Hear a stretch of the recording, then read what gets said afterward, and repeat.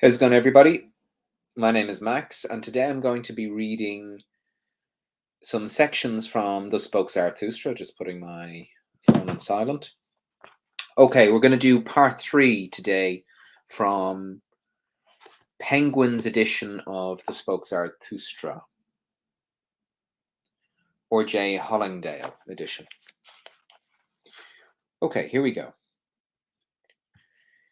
It was midnight when Zarathustra made his way over the ridge of the island, so that he might arrive at the other shore with the early dawn.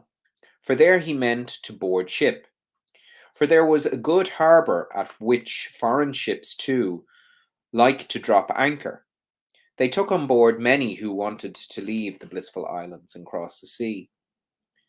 Now Zarathustra was climbing the mountain. He recalled as he went the many lonely wanderings he had made from the time of his youth, and how mountains and ridges and summits he had already climbed. I am a wanderer and a mountain climber, he said to his heart. I do not like the plains, and it seems I cannot sit still for long. And whatever may yet come to me as fate and experience, and wandering and mountain climbing will be in it. In the final analysis, one experiences only oneself. The time has passed when accidents could befall me, and what could still come to me that was not already my own. It is returning at last. It is coming home to me, my own self and those parts of it that have long been abroad and scattered among all things and accidents. And I know one more thing. I stand now before my last summit and before the deed that has been deferred the longest. Alas, I have to climb my most difficult path. Alas, I have started upon my loneliest wandering. But a man of my sort does not avoid such an hour. The hour that says to him, only now do you tread your path of greatness, summit and abyss. They are now united in one. You are treating your path of greatness. Now, what was formerly your ultimate danger has become your ultimate refuge. So your ultimate danger has become your ultimate refuge. You are treading your path of greatness. Now it must call up all your courage, that there is no longer a path behind you. You are treading your path of greatness. No one shall steal after you here. Your foot itself has extinguished the path behind you, and above that path stands written impossibility.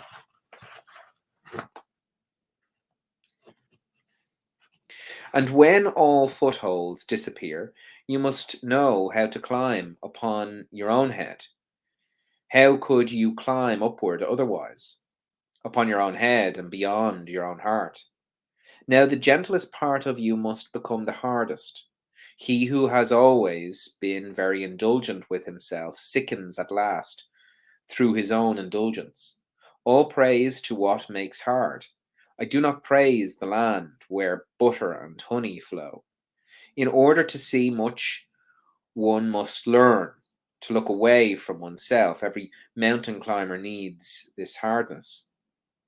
But he who, seeking enlightenment, is over eager with his eyes, how could he see more of a thing than its foreground? You, however, O Zarathustra, have wanted to behold the ground of things and their background, so you must climb above yourself, up and beyond until you have even your stars under you.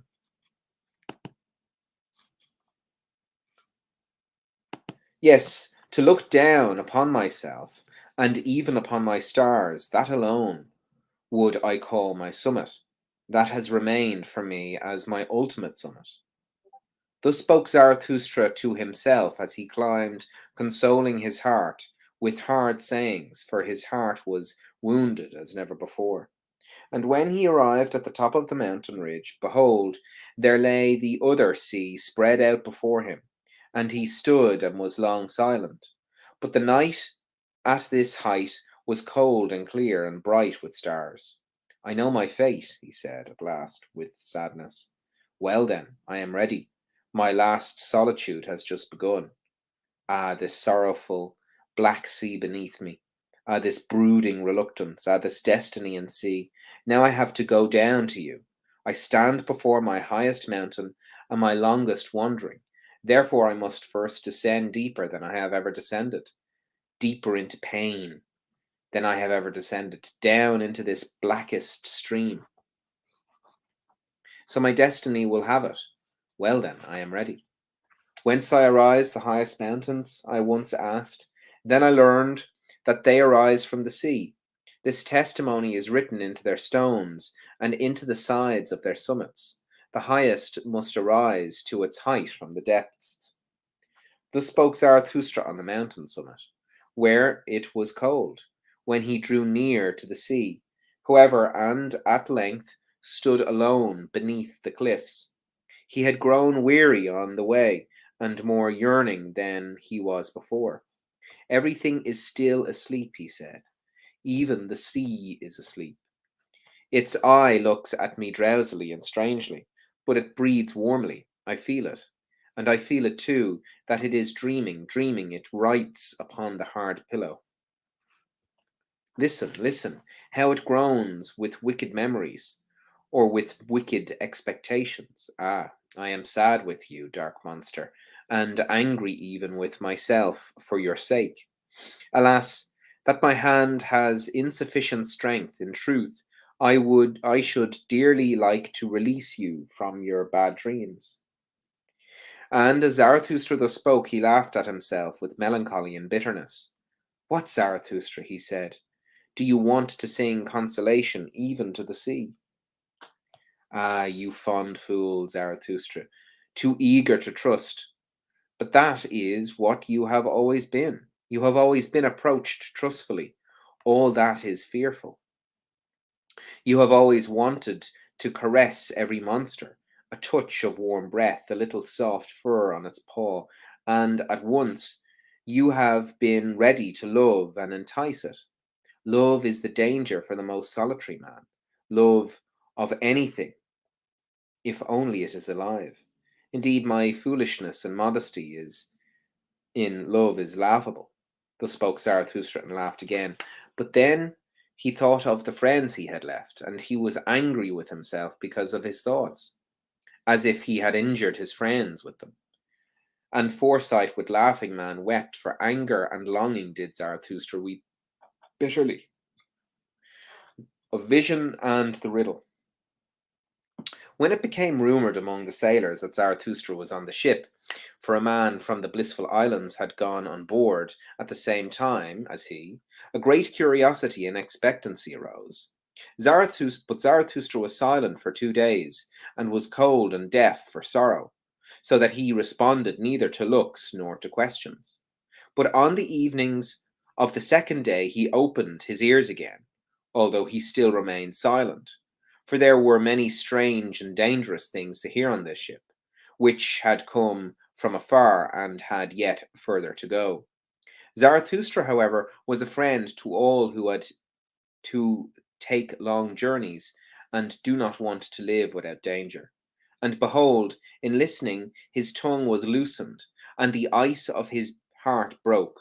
Then he started to speak thus: to you, the bold venturers and adventurers, and whoever has embarked with cunning sails upon dreadful seas, to you, who are intoxicated by riddles, who take pleasure in twilight, whose soul is lured with flutes to every treacherous abyss. For you do not desire to feel for a rope with cowardly hand, and where you can guess, you hate to calculate. To you alone do I tell this riddle that I saw, the vision of the most solitary man.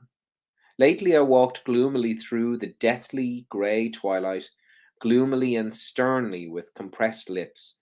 Not only one sun had gone down for me, a path that mounted defiantly through boulders and rubbles, a wicked solitary path, that bush or plant no longer cheered, a mountain path crushed under my foot's defiance.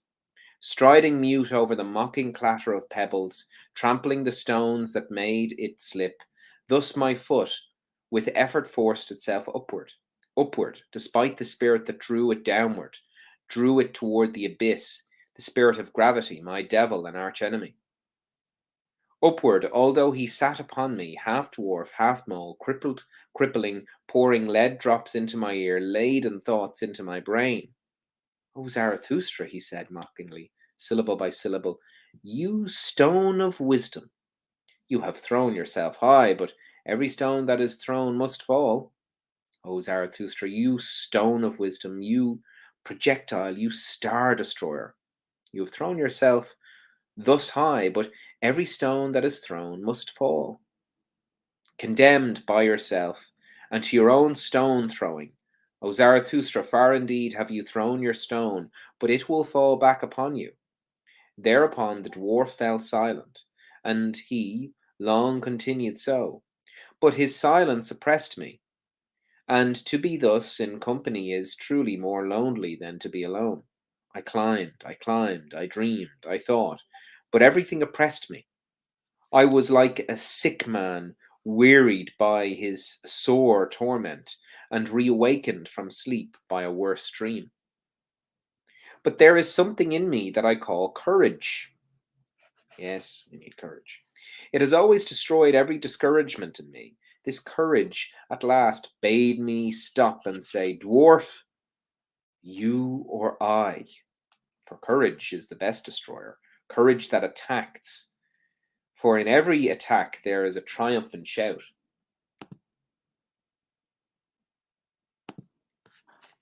Man, however, is the most curious animal.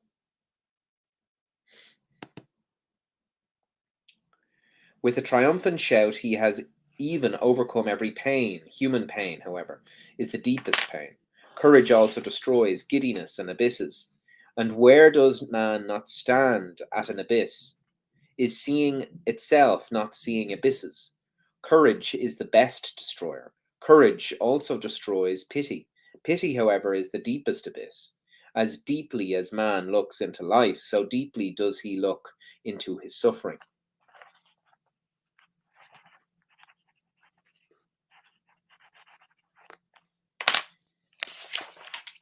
Courage, however, is the best destroyer. Courage that attacks, it destroys even death, for it says, "Was that life? Well then, once more." But there is a great triumphant shout in such a saying. He who has ears to hear, let him hear. 2. "Stop, dwarf," I said, "I or you, but I am stronger. I am the stronger of us two. You do not know my abysmal thought. That thought you could not endure." Then something occurred which lightened me, for the dwarf jumped upon my shoulder, the inquisitive dwarf, and he squatted down upon a stone in front of me. But a gateway stood just where he had halted. "Behold this gateway, dwarf," I went on. "It has two aspects. Two paths come together here. No one has ever reached their end. This long lane behind us, it goes for an eternity. And that long lane ahead of us, that is an eternity. They are in opposition to one another, these paths. They abut on one another, and it is here, at this gateway, that they have come together. The name of the gateway is written above it, Moment. But if one were to follow them further and even further and further, do you think, dwarf, that these paths would be in eternal opposition? Everything straight lies," murmured the dwarf disdainfully. "All truth is crooked. Time itself is a circle." "Spirit of gravity," I said angrily, "do not treat this too lightly, or I shall leave you squatting where you are, Lanefoot, and I have carried you high. Behold this moment," I went on. "From this gateway moment a long eternal lane runs back, and an eternity lies behind us. Must not all things that can run have already run along this lane? Must not all things that can happen have already happened, have been done, run past? And if all things have been here before, what do you think of this moment, dwarf? Must not this gateway too have been here before? And here, and are not all things bound fast together in such a way that this moment draws after it all future things, therefore draws itself too. For all things that can run, must also run once again forward along this lane. And this slow spider that creeps along in the moonlight, and this moonlight itself, and I and you, at this gateway, whispering together, whispering of eternal things, must we not all have been here before? And must we not return and run down that other lane out before us, down that long, terrible lane? Must we not return eternally? Thus I spoke, and I spoke more and more softly, for I was afraid of my own thoughts and reservations. Then suddenly I heard a dog howling nearby. Had I ever heard a dog howling in that way? My thoughts ran back, yes, when I was a child, in my most distant childhood.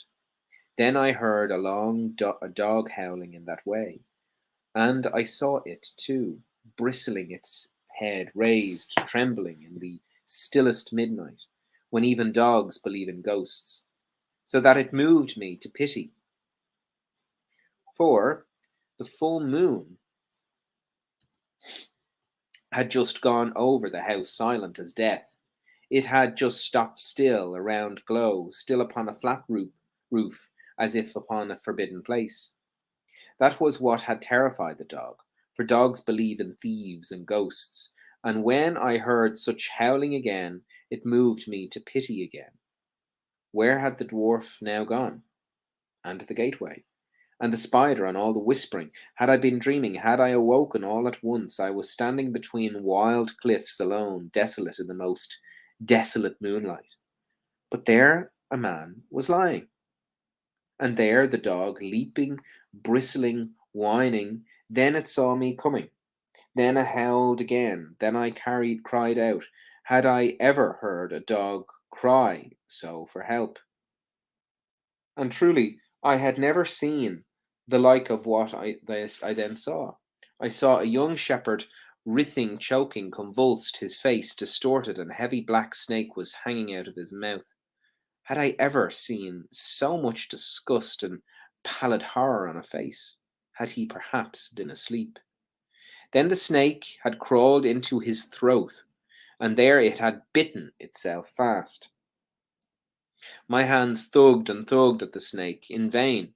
They could not tug the snake out of the shepherd's throat.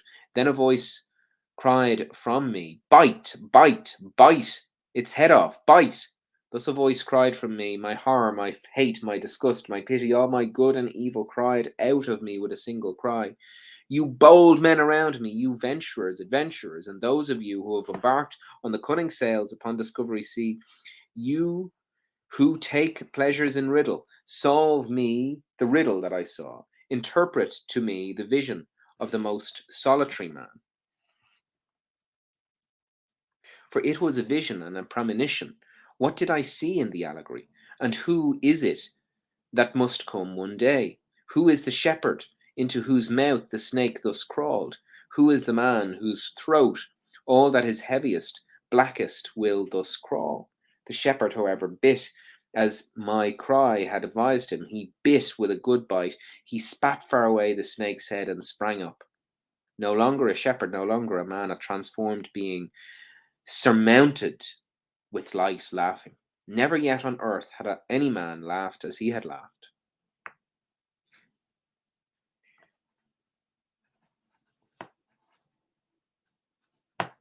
O my brothers, I heard a laughter that was no human laughter, and now a thirst consumes me, a longing that is never stilled. My longing for this laughter consumes me. Oh, how do I endure to still live, and how could I endure to die now? Of voluntary bliss. With such riddles and bitterness in his heart, Zarathustra fared across the sea. When he was 4 days' journey from the blissful islands and from his friends, however, he had overcome all his pain triumphantly, and with firm faith he again accepted his destiny. And then Zarathustra spoke thus to his rejoicing conscience. I am again alone, and willingly so, alone with the pure sky and the open sea, and again it is afternoon around me. It was afternoon when I once found my friends for the first time. It was afternoon too when I found them a second time, at the hour when the light grows stiller. For whatever happiness that is still travelling between heaven and earth now seeks shelter in a luminous soul, with happiness all light has now grown stiller. Of afternoon of my life. Once my happiness too climbed down into the valley to seek a shelter. There it found these open hospitable souls. O afternoon of my life, what have I not given away that I might possess one thing? This living plantation of my thoughts, and this dawn of my highest hope. Once the Creator sought companions and children of his hope, and behold, it turned out that he could not find them, except he first create them himself. Thus I am in the midst of my work, going to my children and turning from them. For the sake of his children must Zarathustra perfect himself.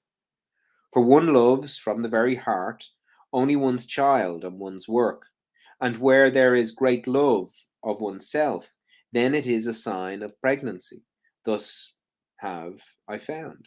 My children are still green in their first spring, standing close together and shaken in common by the winds, the trees of my garden and my best soil.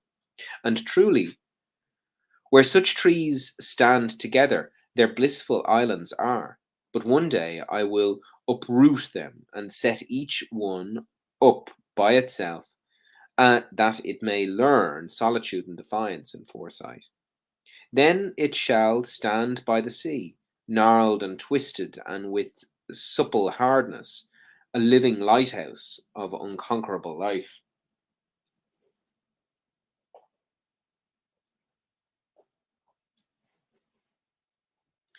Yonder, where storms plunge down into the sea, and the mountains snout drink water, and there each of them shall one day keep its day and night watch for its testing and recognition. For it, um, I'll read that again. Yonder, where storms plunge down into the sea, and the mountain snout drinks water, there each of them shall one day keep its day and night watch and its testing and recognition.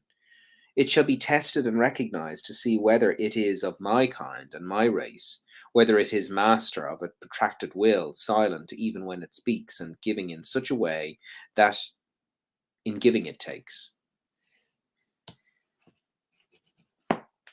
That it may one day be my companion and and a fellow creator, a fellow rejoicer of Zarathustra. Such a one is as inscribes my will upon my tablets, for the greater perfection of all things, and for its sake, and for those like it, must I perfect myself.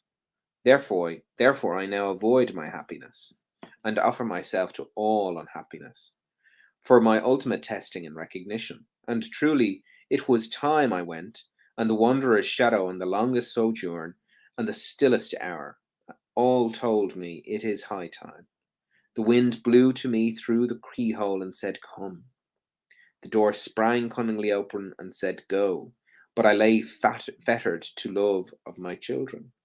Desire set this snare for me, desire of love, that I might become my children's victim and lose myself through them. To desire, that now means to me to have lost myself. I possess you, my children. In this possession, all should be certainty and nothing desire. But the son of my love lay brooding upon me. Zarathustra stewed in his own juice. Then shadows and doubts flew past me. I hankered after frost and wintered. Oh, that frost and winter would again make me crackle and crunch. I sighed, then icy mist arose from me. My past broke open its graves. Many a pain buried alive awoke. They had only been sleeping concealed in winding sheets. Thus, in symbols, everything called to me, It is time.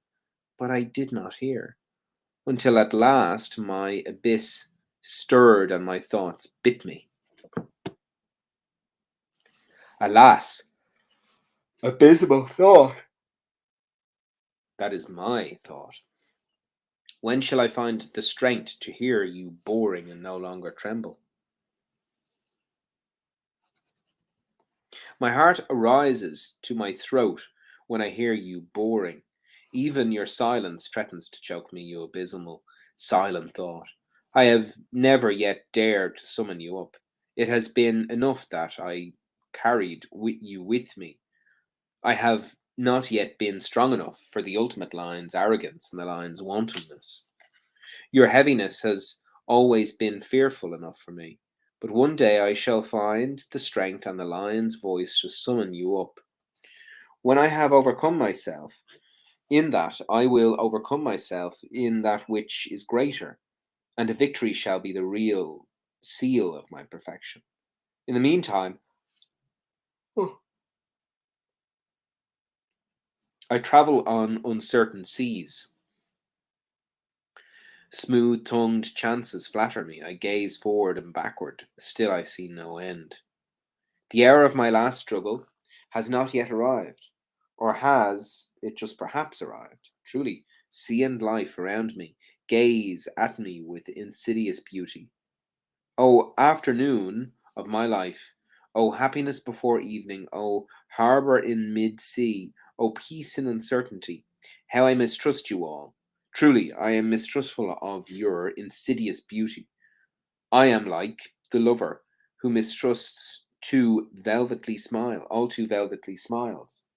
As the jealous man trusts his best friend, his best beloved from him, tender even in his hardness, thus do I trust this blissful hour from me.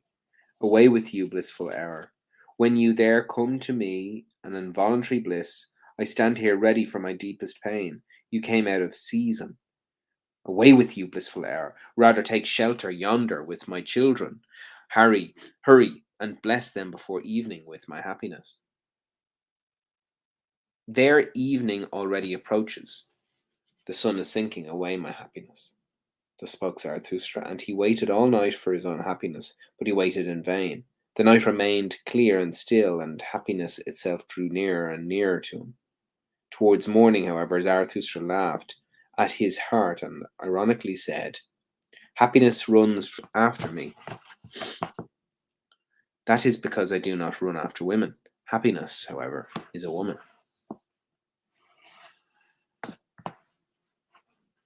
Oh, before sunrise. O sky above me, O pure deep sky, you abyss of light, gazing into you, I tremble. I tremble with divine desires. To cast myself into your height, that is my depth. To hide myself in your purity, that is my innocence. The god is veiled by his beauty. Thus you hide your stars, you do not speak. Thus you proclaim to me to me your wisdom. You have risen for me today, mute over the raging sea. Your love and your most modest speak a revelation in my raging soul. That you have come to me, beautiful, veiled in your beauty, that you have spoken to me mutely, manifest in your wisdom. Oh, how should I not divine all that is modest in your soul? You came to me before the sun, to me the most solitary man. We have been friends from the beginning. We have grief and terror and world in common. We have even the sun in common. We do not speak to one another because we know too much. We are silent together. We smile our knowledge to one another. Are you not the light of my fire? Do you not have the sister soul of my insight? Together we learned everything. Together we learned to mount above ourselves, and to smile uncloudedly, to smile uncloudedly down from bright eyes and from miles away when under us compulsion and purpose and guilt stream like rain. And when I wandered alone, what did my soul hunger after by night and on treacherous paths? And when I climbed mountains, whom did I always seek, if not you, upon mountains?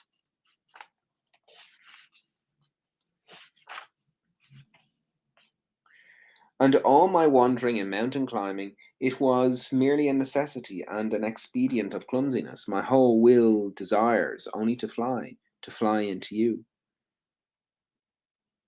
And what have I hated more than passing clouds and all that defies you? And I have hated even my own hatred because it defiled you. I dislike the passing clouds, these stealthy cars of prey. They take from you and from me what we have in common, the vast and boundless declarations of yes and amen. Was dislike We dislike these mediators and mixers and passing clouds, these halfers,